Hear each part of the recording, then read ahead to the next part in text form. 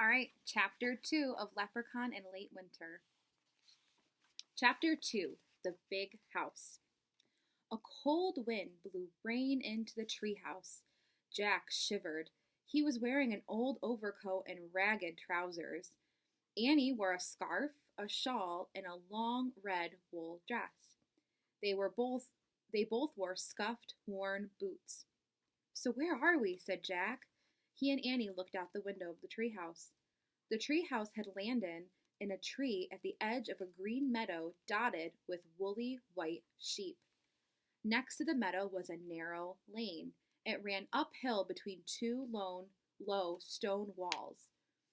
Through the drizzle, Jack could see mist-covered mountains in the distance and a flash of silver sea. This looks like a scene in a fairy tale, said Annie. Yeah, a fairy tale with bad weather, said Jack. I wonder where the big house is, asked Annie. I don't know, but I'd like to get inside it now, said Jack. Me too, said Annie, shivering. Let's go. Jack crammed his cold hands into his pockets of his worn coat. In one pocket, he felt his notebook and his pencil, and in the other, he felt the Irish whistle from Kathleen and Teddy. I've got the whistle, he said. Good, said Annie.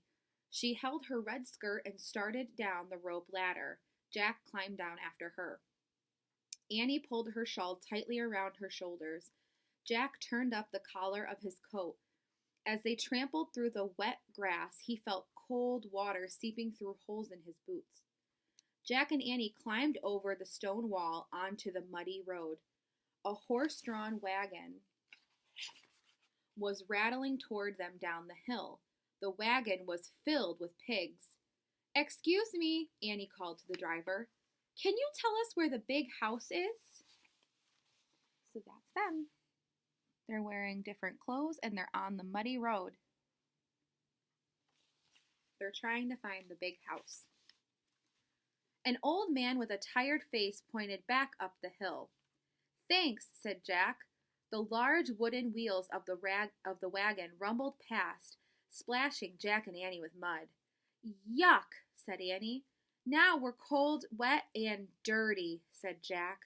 Yeah, we're going to look great when we get to the big house, said Annie. So what do we do when we get there? Asked Jack. When we find Augusta, maybe we tell her that Teddy and Kathleen sent us, like we told Louis Armstrong in New Orleans. Just thinking about their adventures with Louis Armstrong made Jack smile. I don't know if that'll work. His world seems so different from this world. There it was so noisy and big. Here it feels cold and lonely. Well, we won't know until we find Augusta, said Annie. Let's go. Jack and Annie lowered their heads. They plodded up the lane, sloshing in and out of giant puddles. When they reached the top of the hill, they stopped. The muddy lane wound down past more sheep, some cottages, past a long stable and several barns. But at the end of the lane, there was a large open gate that led onto the grounds of a giant white mansion. Gray smoke rose up from the mansion's chimneys. The big house, said Annie. Maybe the people who live there will invite us inside to get warm and dry by a fire, said Jack. Jack and Annie started down the lane. As they passed the sheep meadows, black and white dogs barked at them. When they walked by several boys hauling wet hay, the workers looked up and eyed them suspiciously. Jack was relieved to get to the gate and head towards the big white house. When they reached the front door, Annie lifted the heavy knocker and let it drop back onto the door. A moment later, the door opened. A teenage girl looked out. Who are you? Why are you here? Well, started Jack. Are you the ones the butler sent for? The girl asked. The butler, said Jack. Yes, we are, said Annie. Then you should go around to the back, the girl said. Before Jack or Annie could ask for Augusta, the girl slammed the door in their faces. Well, nice, said Jack. I hope she wasn't Augusta, said Annie. Why did you tell her yes? Asked Jack. It's a way to get inside the big house, said Annie. Come on. Jack and Annie trampled through the mud to the back of the mansion. They stopped at a door beneath a large, smoking chimney. Annie knocked again. This time, a young, red-haired girl in a cap and apron opened the door. Yes? She asked. Is your name, started Annie. Who is it, Molly? Someone called from inside. Molly. So she's not Augusta, thought Jack. Who are you? Molly asked for. We're the ones the butler sent for, said Annie. You? Said Molly. She looked doubtful. Well, come in and see him then. Jack and Annie stepped inside. He's in the kitchen, said Molly, and she started walking down the hall.